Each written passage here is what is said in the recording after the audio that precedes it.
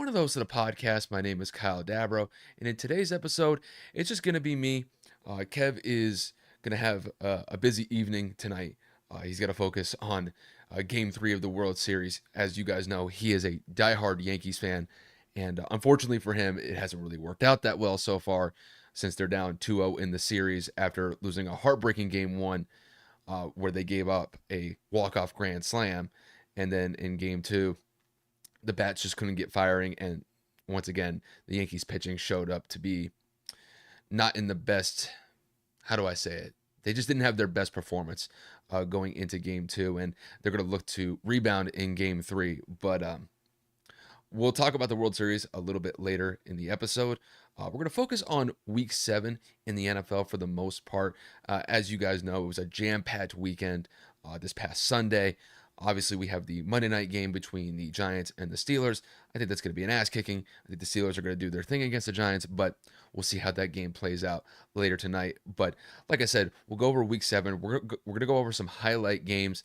Obviously, the biggest game that got the most attention from this past weekend was the Commanders beating the Chicago Bears in what I would essentially say is in a miracle fashion, where Jaden Daniels threw a Hail Mary pass towards the end zone with no time on the clock left, and the ball got batted in the air, and Noah Brown was able to secure the catch to get a touchdown and give the Commanders what I would say was damn near an impossible win at home against the Bears. It was really quite something to see, and everybody has been talking about it from what I've seen from this past weekend. After that, we'll talk about the Jets continuing to implode. Their season has not gone well this year by any stretch of the imagination. They've lost 5 straight games, and this loss against the Patriots this past weekend, losing by the score of 25-22, may literally be rock bottom for this team. 5 straight L's is not where you want to be. You're at a 2-6 record. You're essentially at the same record that the Patriots have, and their expectations for this season were essentially in the gutter. Nobody was expecting the Patriots to do anything, and they've essentially lived to that expectation. When it comes to the Jets, there were massive expectations going into this season with Aaron Rodgers returning from a torn Achilles last year, and it has not worked out in any way, shape, or form. They've made multiple changes throughout the team, personnel, coaching, and it just hasn't worked out whatsoever. So we'll dive into that a little bit later. We'll talk about the Cowboys continuing to go through their struggles this year. They're currently sitting at a 500 record after losing a pretty bad game last night against the 49ers. Granted, they were able to make something of it towards the end of it, but unfortunately for them, they dug themselves in a hole that they couldn't get themselves out of. And I will say for the 49ers, that was a much needed win, getting that win at home to get back to a 500 record going into Week 9, where they will have their bye. And then obviously we'll see whether or not that Christian McCaffrey will be active for them, since he's been dealing with those Achilles issues that have been lingering on for over 2 to 3 months at this point. After that, we'll kind of do a what I'll say is a recap or a roundup of Week 7. We may focus on 1 or 2 more games in particular that could be standout games from this past weekend. And then after that, we'll wrap up the episode going up into the World Series, where the Yankees are going up against the Dodgers in Game 3. And this game will take place in the Bronx at Yankee Stadium, compared to the last 2 being in Los Angeles. So let's not waste any more time. I wanted to switch things up today. I wanted to go on YouTube Live just to kind of give it something different. So a lot of times when Kevin and I record, we usually just do a basic record and then we post the next day. But I just wanted to do something different and just go live and see how it goes. But yeah, let's dive right into it, and let's focus on the first game. And obviously, the biggest game that we have to focus on here is definitely the Commanders beating the Chicago Bears by the score of 18-15. And like I said at the top, the biggest takeaway from this game was the Hail Mary pass from Jaden Daniels to Noah Brown to win them the game at the buzzer. And what I would basically say is the best play of the season so far. There have been some great plays throughout this year so far, but I would have to say the Hail Mary pass from Jaden Daniels to Noah Brown is probably at the top of the list at this point. Let's focus on the game first, and then we'll get to the Hail Mary, because obviously there's a lot to get to with that play. But this was a grind type of game. There was no other way to put it. This was a defensive game. The Commanders and the Bears, offensively, they really couldn't do anything to put points up on the board. Now, granted, the Commanders, they could be able to move the ball up and down the field, but it really only resulted in field goals. And up until literally the last drive of the game, they only settled for 4 field goals in this game. And at that point in the game, they'd only scored 12 points. When it came to the Bears had their issues on the offensive side of the ball. Caleb Williams couldn't move the ball consistently throughout, I would say, the first 3 quarters of the game. But really, the play that kind of broke it open in this game was DeAndre Swift getting that 50-yard plus touchdown that finally got them on the board and made it somewhat of a competitive game. Now, unfortunately for the Bears, there were multiple mistakes that they made throughout this game, and obviously we'll get to the Hail Mary because there was definitely that was the biggest mistake that they made in the game. But in the fourth quarter, this is before they ended up getting the go-ahead touchdown. They're on the 1-yard line, and they decide to run with their offensive lineman to try to score a touchdown, and Caleb Williams couldn't hand the ball off effectively to the lineman, essentially trying to create a fridge type of scenario where the offensive line just pounds it in and gets a touchdown. But the guy fumbles the ball, and the Commanders are able to pounce on it, and they get a huge goal line stand. Now, fortunately for the Bears, they were able to get a stop on defense, force the ball back into Caleb Williams' hands, and they were able to effectively go up and down the field, get points on the board. I believe Roschon Johnson got the go-ahead touchdown at that point in the game. And mind you, there were only about 25 seconds left in the game, and it essentially seemed like the game was over. 25 seconds left. The team has to go all the way down the field to score if you're Washington. And doing that in 25 seconds is almost damn near impossible. But the Commanders were able to get the ball very close to midfield and at least give themselves a chance. And then the rest is history. You guys know where it goes from here. Jayden Daniels chucks it down the field. Noah Brown catches it off of a tipped or batted pass from one of the Chicago corners, and he catches the ball. Game's over, and the Commanders win in probably the craziest game that we'll see, or at least the craziest finish that we'll see throughout the entire season. So let's focus on the Hail Mary play. Obviously, there's a lot to take place here, but I think one of the most important elements of this play was actually the play before that set up the Hail Mary pass. So the Commanders are around the 30-yard line, 35-yard line, somewhere around there. And there's 6 seconds left on the clock. And Jayden Daniels is able to hit a 13-yard pass that moves the ball up to their 48-yard line. They only took 3 seconds off the clock. So you're going from 6 seconds to 3 seconds. At least you're putting yourself in a position where you're going to be able to effectively get the ball down the field instead of being at your 30-yard line where more than likely you're going to have to chuck it 80 yards to just get it close to the goal line. But now you're in a scenario where you're actually in a decent spot to throw the ball about 55 to 60 plus yards and make a decent play out of it. And on the play, Jayden Daniels ran around in the backfield what seemed like forever. I think it was like 12 to 13 seconds before he finally got the pass off after just running around trying to get away from the Chicago pass rush. And then when he chucks it, one of the Chicago corners tips it up in the air. And like I said, Noah Brown catches it. And when I focus on Chicago here, because obviously this is a massive mistake. And there's no excuse for a play like this to happen. And I'm going to focus on the corner at play here that's really taking a lot of heat. So his name is Tyrique Stevenson. And if you guys have watched the replays at this point, you've probably seen it 100 times at this point. He is on the field taunting the fans before the play even takes place and as the play is taking place. And apparently, I don't know if this is true or not, apparently he was taunting the fans before the Hail Mary pass. So he's out there on the field essentially thinking that the game is over, that they're not going to be able to get this Hail Mary pass to win the game if you're the Commanders. And they think that they're going to walk out of Washington with a win if you're looking at it from his perspective, being a member of the Chicago Bears. And then Noah Brown catches it, and this guy looks like an idiot. Now, this is one of the things that I kind of want to focus on when it comes to not particularly the Bears, but I think this really has to kind of go to a play like this where it's just this arrogance. It's all about showboating. It's all about taunting, giving the fans shit. It's this type of play or this type of behavior that if it happens to go against you, you look like a fool.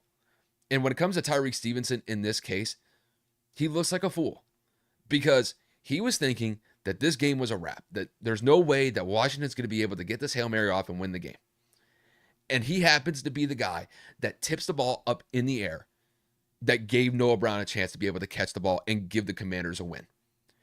If you're a Chicago fan, I feel for you because this is a bad way to lose a game. Essentially, you have the game won. You get the go-ahead touchdown with 25 seconds left. That should be it. There's no way that you should be able to give the team an opportunity to be able to let a touchdown go against you and you lose the game literally on the last play of the game. And unfortunately for them, that's what happened. Now, when it comes to Tyrique Stevenson, I've already kind of gone over him a little bit, but I want to go another step further. Dude, you better not be, this play better not define you. That's the only way I'm going to put it. I understand that you're young, and I understand that you have a long way to go in your career, but this is not how you go about it. I know I'm kind of on my soapbox here, but I don't really care. But do not let this play define you. I know that you got a long way to go, but if this is how your NFL career starts, where essentially you're taunting the fans, making it all about yourself, and essentially saying that I'm better than all of you, or I'm just taunting the fans just to kind of give them a tough time, and then you happen to be the guy responsible for the batted pass that leads to a loss against your own team, and not having the situational awareness to be able to make the proper play in that moment, that's just a bad look, dude. I don't know how else to put it. I was making jokes about it. It's like, either A, they should take his game check, or they should cut him. They're not going to cut him. Like, I'm being ridiculous there. But, I mean, you have a situation like this where if this were a Bill Belichick-led team, this would never happen. Because you're not going to put your guys in a situation where, or at least you're going to coach it into them, that you need to focus on the play at hand here and not allow yourself to be focused on the spotlight where you're making it all about yourself and you're just literally taunting the fans, basically waving at them goodbye, basically telling them that, enjoy the long ride home before the game is actually over. And it's unacceptable that you have a player like this where it's a lack of professionalism. I mean, the play is still going on. If you're going to showboat, if you're going to make it all about yourself and you're going to taunt the fans, at least let the game finish first. And then if you want to showboat, you want to taunt, then go right ahead. But as the play is going on, that's just a really bad look. So as far as when it comes to Tyrique Stevenson, hopefully he learns from this. Obviously, I think a lot of people within Chicago are probably pissed off at this guy because he looks like a fool, like I already mentioned. And this was one of those moments where Chicago should have won this game. They should be sitting at a 5-2 record right now. But unfortunately, because of this error in judgment and this error in execution, they're sitting at a 4-3 record, and that trip home had to be a rough one. And I guarantee you, I don't care who it is. I don't care if it's a head coach. I don't care if it's a defensive coordinator. I don't care who it is. Somebody's got to talk to this guy after that. I understand that from what I heard, he addressed the team and he apologized for what happened in that specific instance.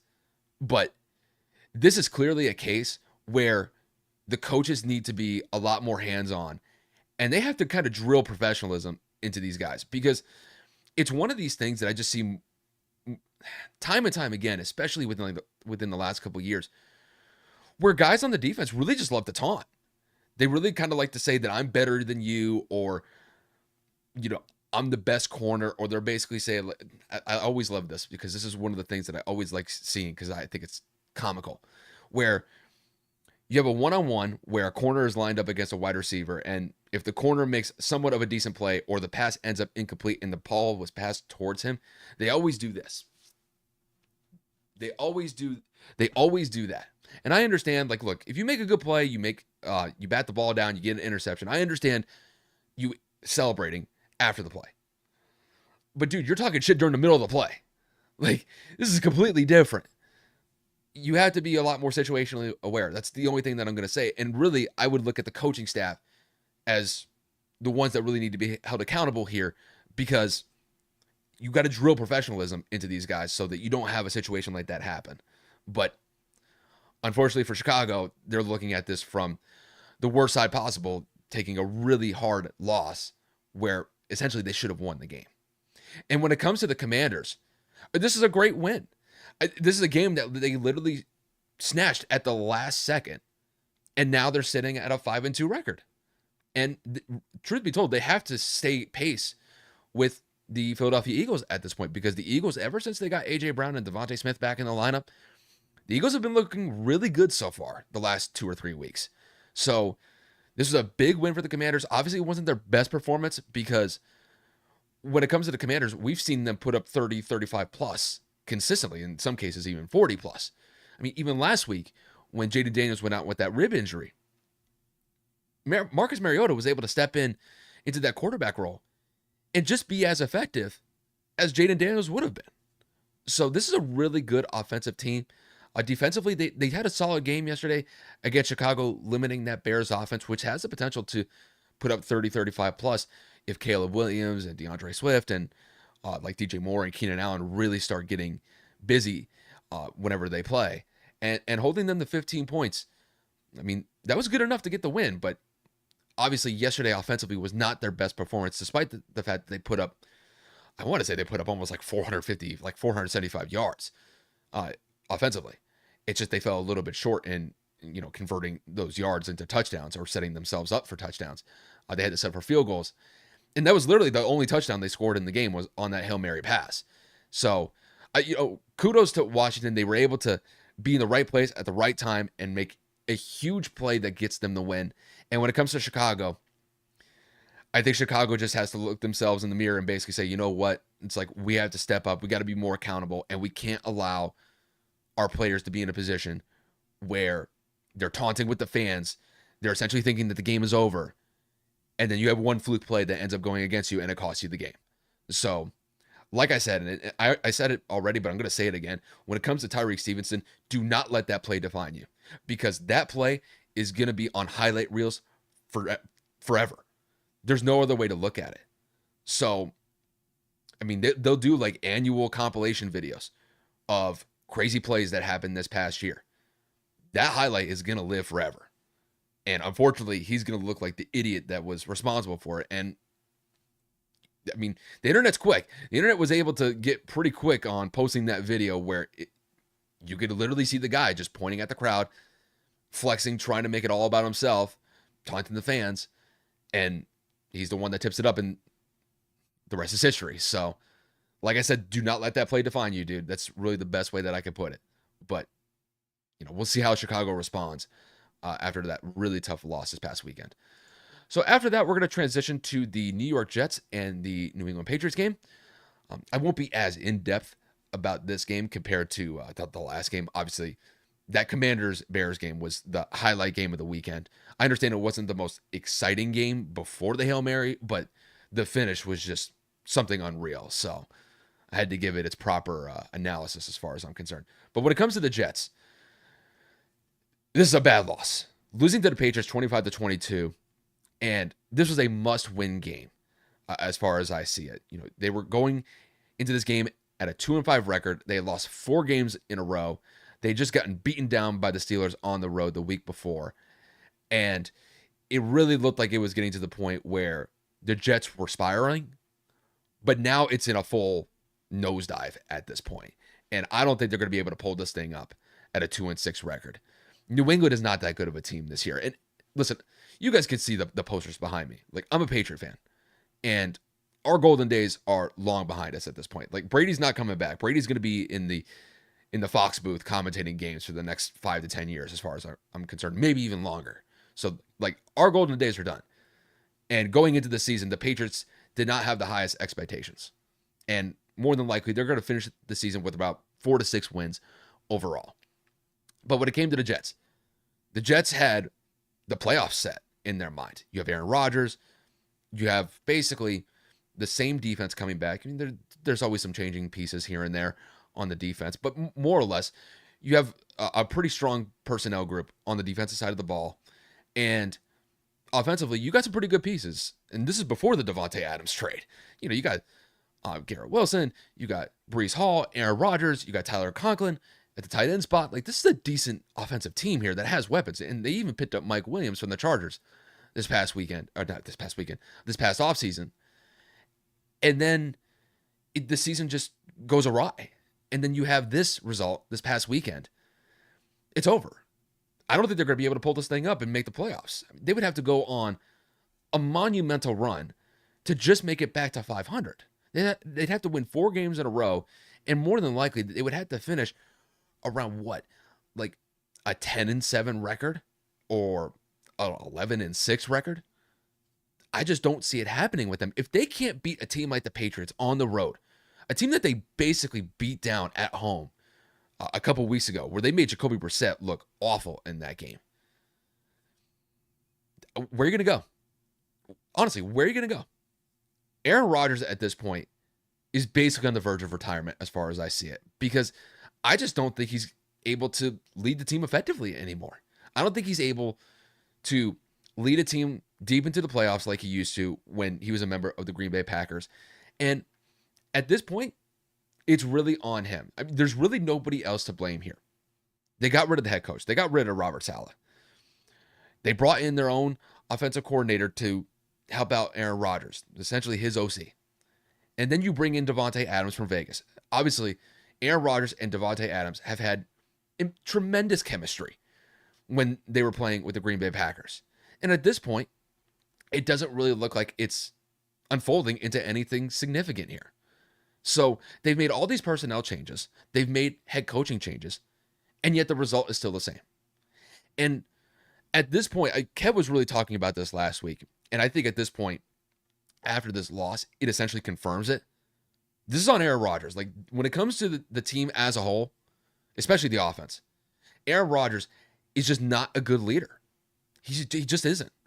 He's not able to rally the guys around him to put the team in a position to win game in and game out anymore. When he was a member of the Packers, he could do it pretty effectively, at least getting the team into the playoffs, get them to around an NFC Championship game, and then it would usually go sideways where they would fall short, except for the one year he won the Super Bowl back in like 2010 or 2011. It was a long time ago. And I think when we look at Aaron Rodgers, this is the point that we're at. You know, he's a quarterback in his 40s. He looks like he's definitely taken a step back. Now, granted, like, he still can play effective football, but it's just not good enough. They just find themselves short by a 1-score margin more times than not. And unfortunately for them, they're on the wrong side. They're taking L's left and right here. And it just gets to the point where I don't know if they're going to trade Aaron Rodgers. I don't know if they're thinking about that within the Jets front office. But, I mean, the thought has crossed my mind at this point that, you know, maybe they should move him at this point, because the season is essentially over. And who knows, maybe there's a team that's willing to take him on at this point. If you're able to find a suitable trade partner here to be able to move Rodgers, I would at least consider it. Will they do it? I doubt it, because they're probably sitting at this point thinking that he's still probably the best option to be able to salvage the season. But I don't think it's going to happen. I think it's just gotten to the point where I think they just have to accept the fate of their season. It's pretty much over. Now, if they were sitting at like 4-4, if they were sitting at 3-5, there's still some time to be able to make it up and maybe be viable for a wild card spot at this point. But I mean, you can forget about the division. Division's long gone. The Bills are like 3+ games up on the division at this point. So there's no way that the Jets are going to compete for the division anymore. And that's long gone. The wild card spot would have been possible had they beaten the Patriots yesterday. But after that performance, I don't think it's going to happen. And I do think that you have to start looking at Aaron Rodgers as the main culprit here, who is responsible for what is essentially a failed season. This is probably one of the worst failures that I've ever seen from an NFL franchise in quite some time. The only thing that I could probably think of, this happened, I want to say in the early 2010s, where the Eagles had a really solid team going to like 2011, 2012. Like, they were able to bring like Nnamdi Asomugha from the Raiders. I believe they had Michael Vick at the time. It was maybe Vince Young. It was one of those quarterbacks. I don't remember specifically. And there was this huge expectation that the Eagles were potentially a Super Bowl team, and they ended up being essentially a dud. They didn't manifest anything, and I don't even think they made the playoffs that year. And it kind of has the same element with this Jets team. Offensively, on paper, this team should be 6-2. 5-3 at the least. And yet they're sitting at a 2-6 record. And it really looks like the season is already over. And we're not even at the halfway point yet. I mean, we're about to wrap up week 7, and I mean, we were talking about the Bengals a couple of weeks ago, thinking that their season was in trouble, and the Bengals have a better record than the Jets do. The Jets have the same record as the New England Patriots, and the Patriots are probably going to have a top 5 draft pick this year. And there's a very good chance that the Jets continue on this path. They're going to finish with a top 10 pick in the draft. So this season has just been an unmitigated disaster, and I just don't think they're going to be able to salvage it. It really just is that simple.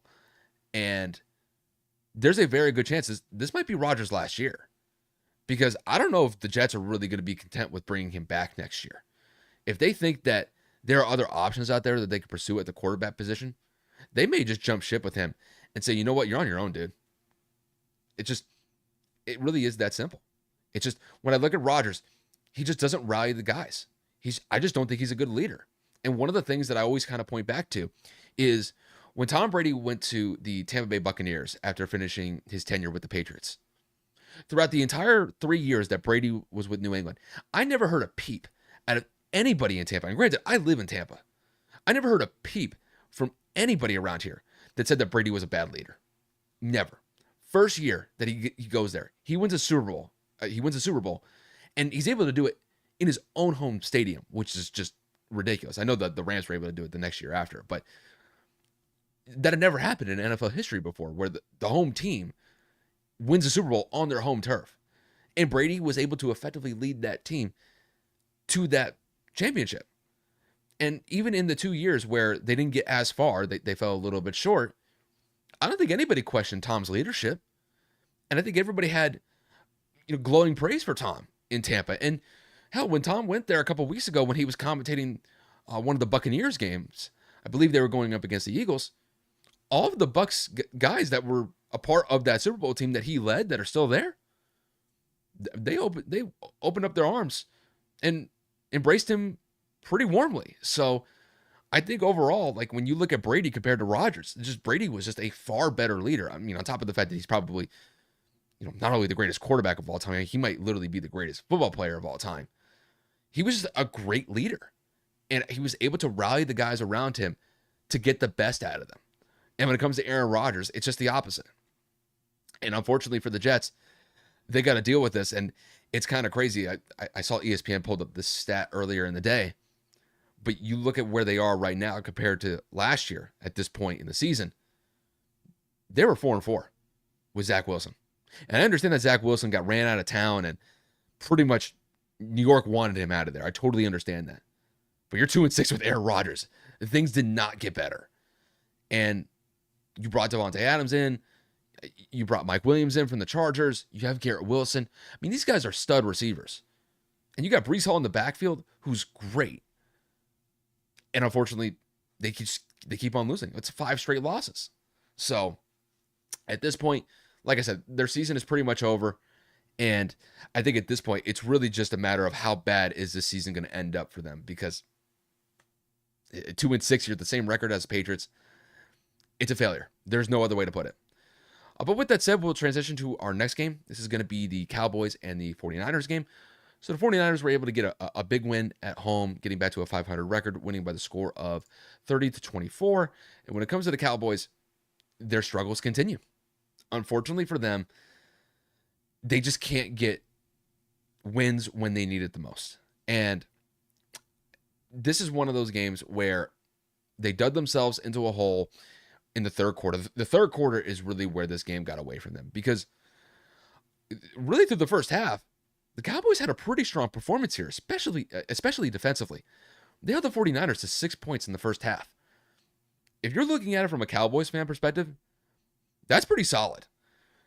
You get 10 points on the board because, let's be fair, the 49ers have a pretty good defense.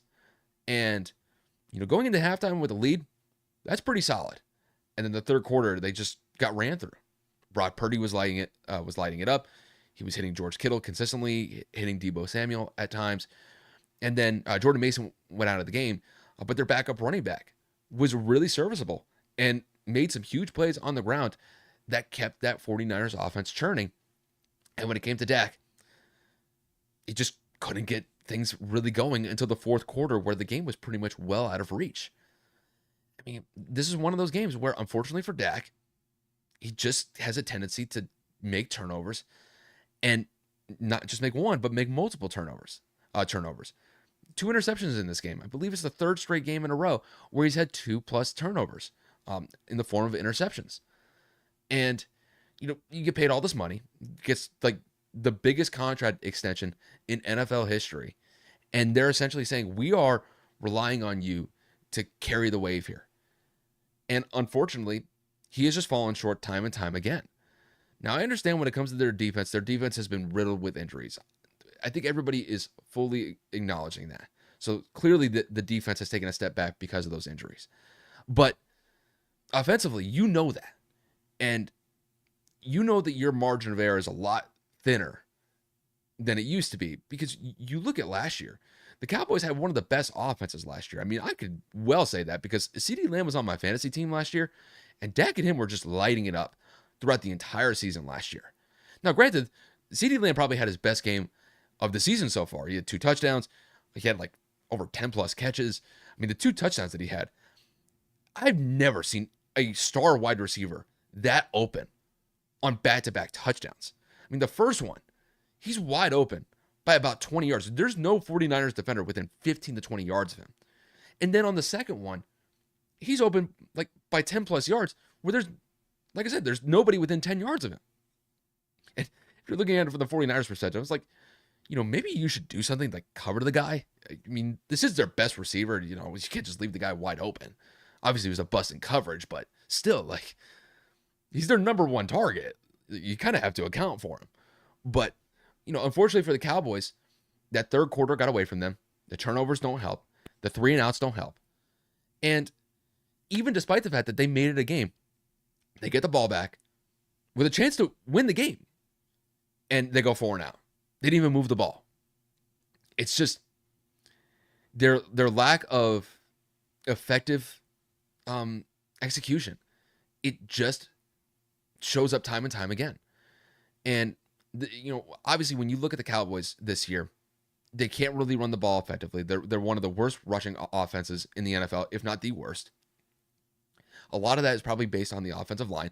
They just can't open up the run lanes like they used to. And mind you, if you look back over the last 5 to 7 years, I'd basically say since the time that Dak took over the offense, they were able to open up run lanes for whoever the running back was, whether it was like DeMarco Murray, whether it was Tony Pollard, Ezekiel Elliott. Like, it didn't really matter who you plugged in the running back spot. They were able to chew off huge plays, 25, 30, 35 yards effectively. But this year, it's been an utter grind to where a lot of times these guys are struggling to get 50, 60 yards in a game rushing. One of the most embarrassing stats from last night is that Brock Purdy had more rushing yards than the Cowboys' entire rushing attack that featured Dalvin Cook and Ezekiel Elliott. So you're sitting at a sub-500 record. We're almost halfway through the season. And the next couple games for the Cowboys are not easy. They have a 4-game stretch where they're going up against some pretty powerful teams here. And they're going to have to split at least 2 of these. They're going to have to go 500 in the next 2 weeks just to remain viable in the NFC East. I mean, at this point, it really kind of seems like the Eagles have the upper hand on the division alongside the Commanders. It really kind of seems like those are the 2 best teams at this point. And unless the Cowboys are really kind of able to shift in the gear here and really focus on turning it around and making the season viable for them again, I think there's a very good chance they're probably going to finish in 3rd place in the division. I don't think that they're going to finish in last place like the Giants, because the Giants are just a dumpster fire. That I know we haven't really talked about it, but more than likely they're probably going to get their asses kicked by the Steelers tonight on Monday night. But even in that game, where the Cowboys went up against the Giants, that was a very competitive game, and Daniel Jones looked pretty good in that game. So obviously they're going to have to make adjustments. Mike McCarthy, I think, is on the hot seat here. It just seems like no matter what they do to be able to try to spark the offense here, nothing's happening. And I really do think that when it comes to the Cowboys offense, I think they miss Kellen Moore as the OC. I really do. I mean, he's over in Philly right now. And if you guys have watched that Philly Bengals game yesterday. I mean, Philly hung up 37 points yesterday. Granted, I understand the Bengals don't have the best defense in the NFL, but you go on the road and you put up 37, that's impressive. And there were a lot of calls about Jalen Hurts having tension with Nick Sirianni. But really, the last couple of weeks, I think they've been able to smooth those waters over, especially after going on the road and beating the Bengals in that type of fashion. But when it comes to the Cowboys, they are just in a world of hurt right now. And I don't really see them turning it around anytime soon. I mean, there's a very real chance that they could lose 4 straight games. And if that were to happen, the season's over. They're not making the playoffs. It's just that simple. I mean, at that point, they would be 3-8. If they go 3-8, at that point, that would be week 11. So it would almost kind of be like the same situation that I was talking about with the Jets. At that point, the season's over. At this point right now, the season is still salvageable for the Cowboys. I just don't think they're going to be able to do it because I think the next 4 games are really a make or break situation for the Cowboys as far as their playoff hopes goes. Because if they lose all 4, yeah, it's a wrap. I think the best case scenario is they split 2 of these and they stay at like a 5-6 record going into week 12. That's probably the best that they could hope for. But they lose anything more than that, their playoff chances go from either slim to none real quick. So, yeah, the Cowboys are not in a good situation here. And I think everybody is aware of that. I know Cowboys fans are very aware of that. But, it's the Cowboys. It just, even when they're good, they just find ways to screw things up and be behind the 8 ball. And unfortunately for them this year, they're just doing it during the regular season. And despite Dak making all that money in his contract extension, he's just not playing effective football. It really just is that simple. The offensive line isn't playing well. There's no run game. They're relying heavily on CeeDee Lamb. And, I mean, outside of CeeDee Lamb and Jake Ferguson, he just doesn't have reliable targets. I mean, Brandon Cooks was a nice addition, but he's been out. He's been riddled with injuries. So it's not looking good for the Cowboys here. And they're really going to have to pull this thing up quick, fast, and in a hurry to be able to pull the season around because it's, I don't want to say it's on life support yet, but it's not that far from it. I could definitely assure you of that. But with that said, we're actually going to transition to one more game that I wanted to talk about. I didn't mention it during the lead up.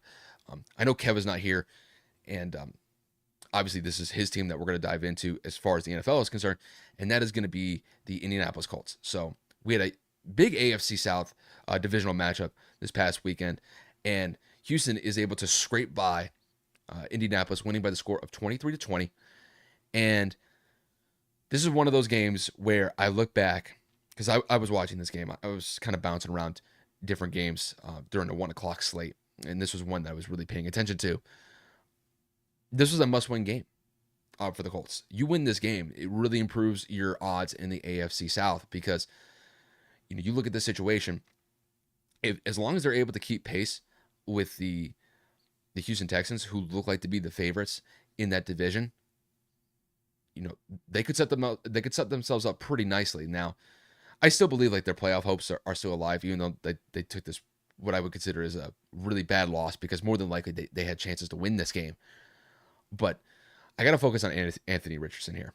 Now, obviously, if you guys have watched our episodes in the past, Kev has gone into depth about what he thinks of Anthony Richardson. He believes that the potential is there for Anthony Richardson. He has seen it where he's able to light up the field with these long passes and just with these cannon shots. I mean, nobody can deny what Anthony Richardson can do as far as passing the ball with velocity. He puts some zip on these passes. There's no denying that. But he's just not an effective thrower. He's just not accurate. And unfortunately, that ineffectiveness to be able to complete passes time and time again showed up yesterday. I mean, you guys can look at the stats from this game. He was 10 of 32. Now, I understand that there were some drops, that there were some contested passes that the Colts receivers could have caught. And unfortunately for them, they ended up being incompletions. But 10 of 32 is just not going to cut it. And at this point, we're, 7, 8 games in at this point. And he is at the bottom of the barrel when it comes to accuracy in the NFL. Not just this year, but throughout NFL history. He's completing 44% of his passes. That is unacceptable. I mean, this is worse than Tim Tebow. I remember Tim Tebow was criticized widely throughout the NFL circles because of his ineffectiveness to complete passes in a significant fashion. Now, granted, they had the whole Tebow mania in 2011 where he was able to lead the Broncos to a divisional spot against the Patriots. Granted, they got their asses kicked by the Patriots in the divisional round, but he was able to lead that team at times, making some huge plays that got them some really big wins. When it comes to Anthony Richardson, there's some comparisons that you could really make between Anthony Richardson and Tim Tebow. Now, I believe that Anthony Richardson is definitely more athletic than Tim Tebow was. Tim Tebow was an athletic quarterback, but he just wasn't effective in throwing the ball. And it's the same thing with Anthony Richardson. And he's actually doing it at a worse clip than Tim Tebow was, which is really an indictment on just his ineffectiveness to be able to complete passes at around like 65% a game. If he was doing that, I wouldn't really have any sort of criticism here. Now, granted, Anthony Richardson hasn't had a full season yet, so he's only about, 8-9 games in to his NFL career, because he only played a couple games last year, and in the games that he started this year, he's missed some games already due to injury. So, obviously, he's still growing, and I'm not going to kill the guy for being an ineffective passer, but one of the things that I will not tolerate, and mind you, I am not an NFL player, but there are plenty of people like me who play football. You can't take plays off. There's no exception to this. So, at a point in the game against the Texans yesterday, he decided to take a play off. He literally he tapped his helmet and he ran off the field and took a play off. And after the game, he was talking about that, and he admitted that he took that play off because he was tired. This is one of those things that in NFL circles, especially amongst players, this is just unacceptable. This is like a cardinal sin, because these guys are putting their bodies on the line, play in and play out. And especially when it comes to the offensive linemen, they're trying to protect this guy. They're taking the abuse and just like the physical nature on the line of scrimmage to be able to hold up that line of scrimmage against opposing pass rushers, to be able to protect their quarterback in Anthony Richardson. And I understand that, they talked about it after the game, but I guarantee you there were players on that team after the game was over. It's like, dude, you can't do that. Now, this is not as bad as what Vontae Davis did with the Bills. Now, if you guys remember, Vontae Davis was famous for playing the first game of the season as a member of the Buffalo Bills. This was about a decade ago. Maybe not a decade, but it was close to a decade ago. And at halftime, he retired. He literally quit the team at halftime. He retired and left. Now, that's not what Anthony Richardson did here. He took a play off because he was tired. But still, it's that type of mentality where you're going to take plays off or you're just not as engaged as you should be. That doesn't fly. And, even when I was playing high school football, like, I loved being out there. Now, granted, like, there were times where, yeah, you're going to be tired. You're going to be exhausted. And granted, like, I was an offensive lineman. And granted, I don't look like it now because I guess I thinned out after high school. But, back then, yeah, I would get tired a lot more quickly just because I wasn't necessarily the most in shape person. And, when you're either pass protecting or you're run blocking, for 45, 50 plays a game, yeah, you're going to be tired by the end of it just because of the physical abuse that you're taking. And I just don't think that it's a good look on his part that he took a playoff just because he was tired. Now, if he went over to the sideline and he had like an injury, or if he, like, I'm just saying, like, if he threw up on the sideline, at least I would understand it. It's like, okay, there's a legit reason that you're missing a play that's just outside of just being tired. Like, I wouldn't criticize the guy for that. But, when it comes to this specific instance, there's just no tolerance for this. Like, you got to be out there. You got to take advantage of the opportunity that you have. And when it comes to just exhaustion or just being tired, it's just not an excuse. Like, there's no other way to put it. So, hopefully, if he got any sort of criticism from his teammates, and in private, he probably did. They're never going to say that publicly, by the way. They're probably going to keep all of that behind closed doors, as it should be. But, yeah, I know NFL players do not take kindly to players taking plays off. And it's just because, guys are dinged up. Guys are playing through injuries. Guys are playing through physical exhaustion.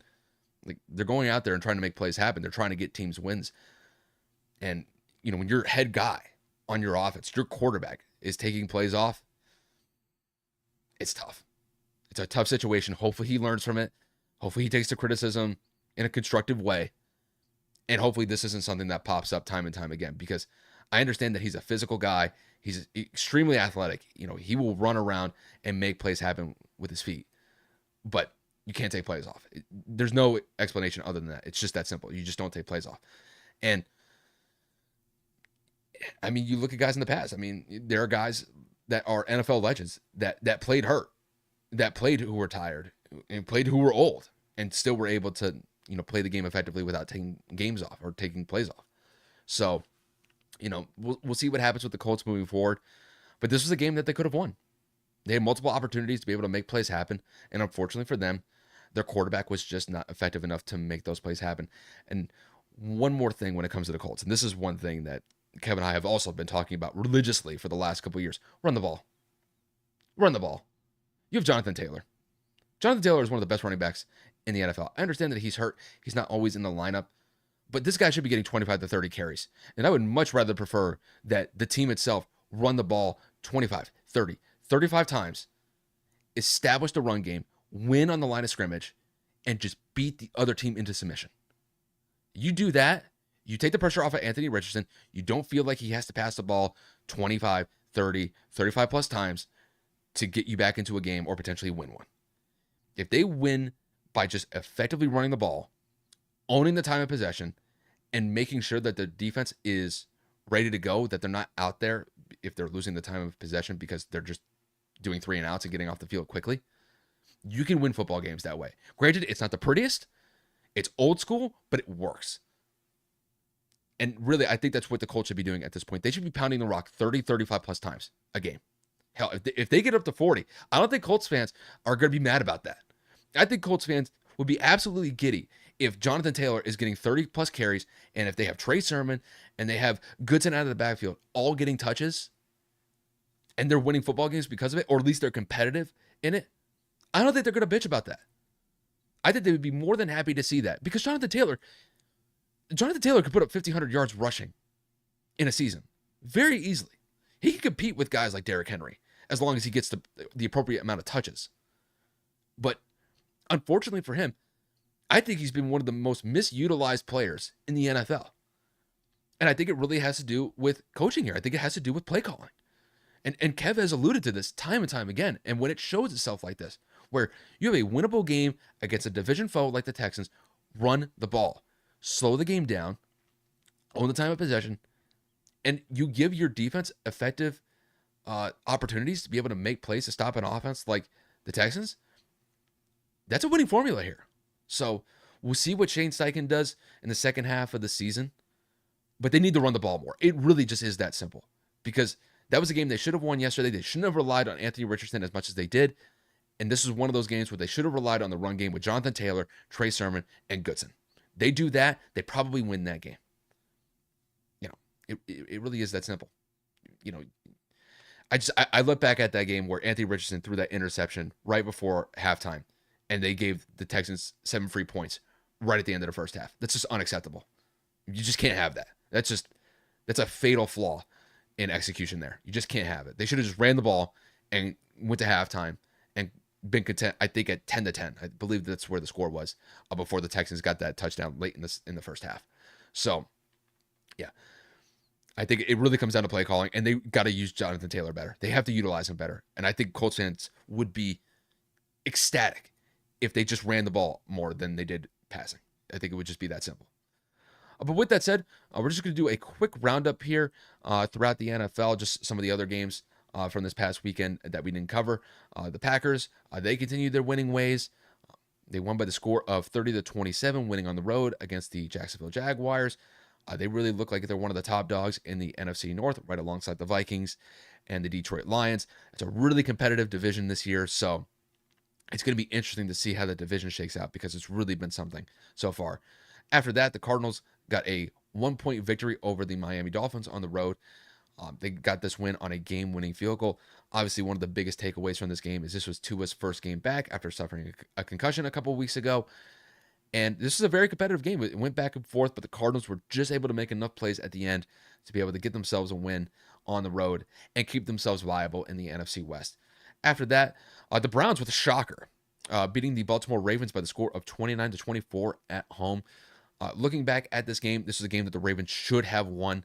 There were multiple opportunities that they could have taken advantage of, but it was drops. And it wasn't just on the offensive side of the ball. There were multiple drops by Nelson Aguilar, Rashad Bateman. But Kyle Hamilton has a chance to be able to basically get the game-winning interception off of Jameis Winston. And he ends up dropping it with about like a minute 30 or like a minute 15 left in the game that would have essentially iced it. Unfortunately for them, Jameis Winston gets the ball back on 2nd and 15. He chucks it down to Cedric Tillman, who gets the game-winning touchdown. And then the Ravens, they just couldn't set themselves up in time to get a game-winning touchdown at the end. So the Ravens did falter in that one. But it was a good win for the Browns, and they finally have something to celebrate. And, I mean, let's be honest, the Browns don't have a lot to celebrate that often anymore. So the Browns are just kind of a subpar team, but it was a good win for them yesterday. We mentioned this game already, but the Eagles beating down the Bengals by the score of 37-17. Effective win for the Eagles. They've been looking really good the last couple of weeks. They really look like they're one of the best teams in the NFC East, right alongside the Commanders. And Jalen Hurts has been fantastic. He's hitting up A.J. Brown, Devontae Smith consistently, and Saquon has been a beast in the backfield. So it looks like the Eagles are on some pretty good tread right now. They're heading in the right direction right now. So yeah, things are good in Philly right now. After that, the Lions just beat down the Titans yesterday, winning by the score of 52-14. Just a fantastic game across the board. Jared Goff didn't really do much statistically in this game, but it really didn't matter. They were getting touchdowns on the ground game. They had special teams touchdowns as well. Overall, this game was over at halftime. They were up 35-14 at halftime, and they were able to get a 50 bomb, hitting that 52 mark. And the Lions, like I mentioned with the Packers, they're really the top dogs, not just within the NFC North, but really within the NFC at this point. If they're able to effectively score like this time in and time out, this is going to be a really tough team to deal with once we get into November, December, and then January as well. So great win for the Lions. Did what they needed to, beating down an inferior team like the Titans. The Falcons go on the road to Tampa, winning by the score of 31-26. Obviously, when it came to the Bucs, they were definitely depleted in this game on the offensive side of the ball just because they didn't have Mike Evans and Chris Godwin. But Baker was still able to have a decent game.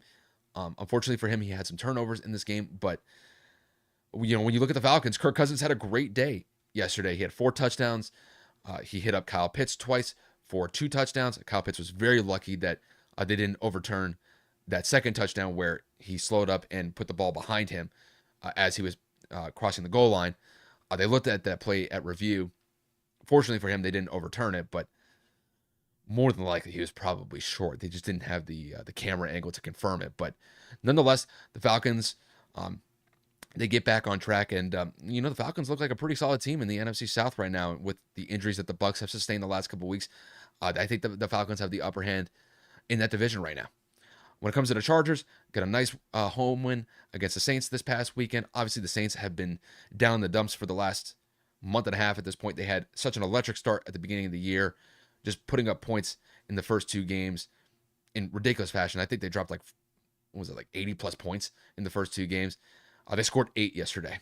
Obviously, they have a bunch of injuries. Derek Carr's been out of the lineup for the last 4 weeks. So they've lost 6 straight games. It's been very rough for the Saints, but Justin Herbert played pretty solid. Ladd McConkey was able to have a pretty solid game for them yesterday, and J.K. Dobbins was able to get some effective touches as well. But the Chargers they're a decent team right now. They're holding steady right now. Obviously, they have to compete with teams like the Chiefs in that division, and the Broncos are no slouch either. So they're going to have to stay pace with those 2 teams in the division if they want to stay viable for a potential playoff spot down the road. The Bills were very effective yesterday against the Seahawks, winning by the score of 31-10. This is a game where it looks like the Seahawks were just completely out of sorts. It didn't help that DK Metcalf didn't play in this game. He's dealing with a knee issue that was lingering from last week. But Josh Allen looked pretty solid against that Seahawks defense. James Cook had a very nice day. Keon Coleman got involved. All in all, it was a pretty solid day for the Bills, despite the fact that it was a kind of a rainy day up in Seattle. Wasn't necessarily the best conditions to play up there.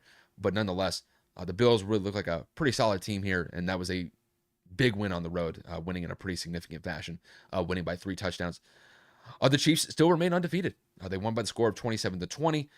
Patrick Mahomes and Travis Kelce were able to link up pretty consistently in that game. I believe Travis Kelce got his first touchdown of the year. It had been 13 regular season games where he hadn't had a touchdown until yesterday. And, it's just kind of more of the same when it comes to the Chiefs.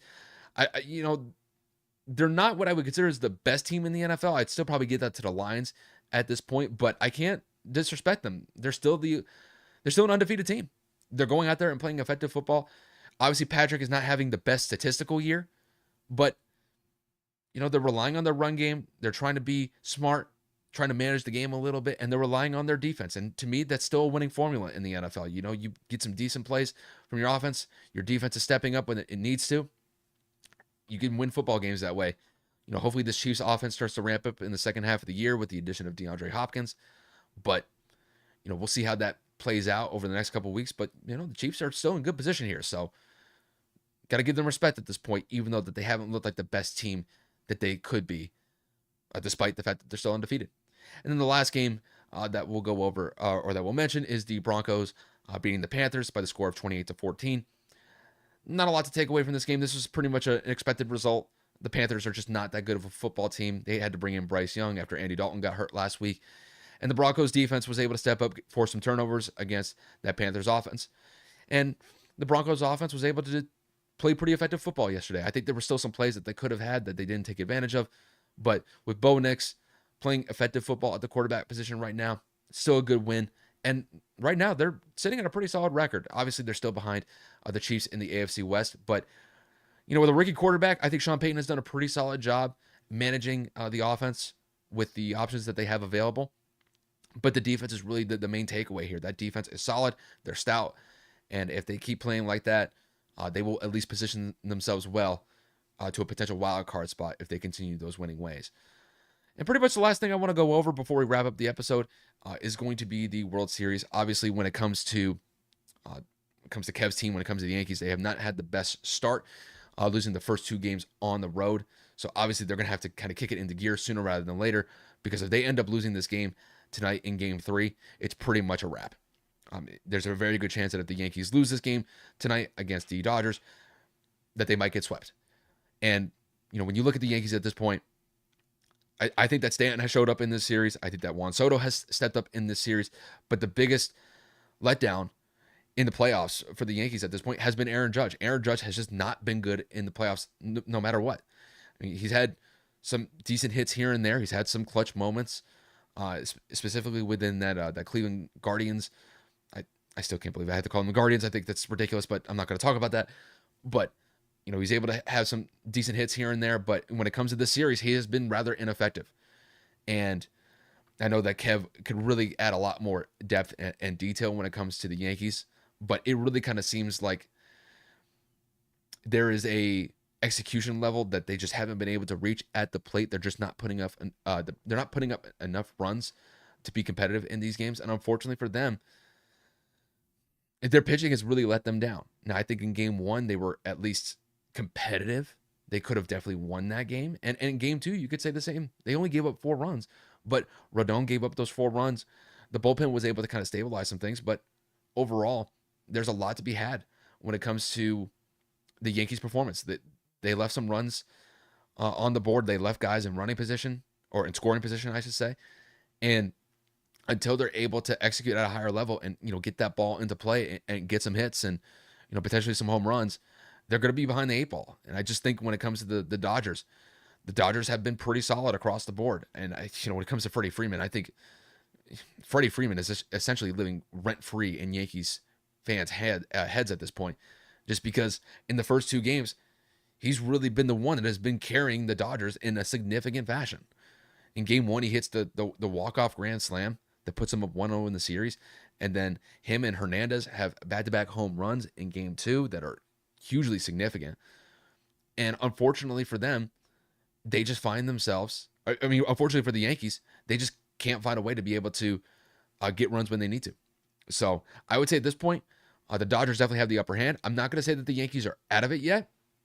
If they win tonight in Game 3, I think they definitely improve their chances of making this a series.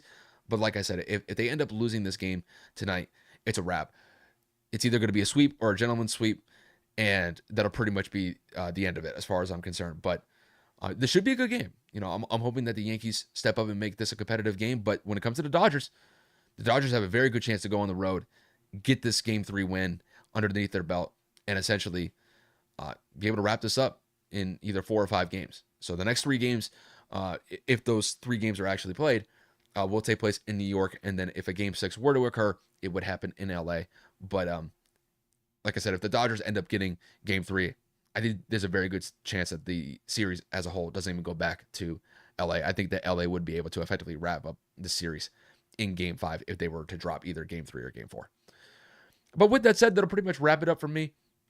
Like I said, just wanted to do this live. I just wanted to do something different. And obviously, I know Kev was busy. Obviously, he's focused on, excuse me. I know he's focused on the game upcoming tonight with the Yankees and the Dodgers. So we'll definitely see him hopefully next week. But we appreciate the support wherever we get it, whether it's from social media or whether it's from YouTube. We definitely appreciate the support. We'll be releasing content throughout the week, so definitely stay tuned for that. And then we'll be back next week with another episode for you guys. So with that said, thank you guys for tuning in, and we'll see you guys later.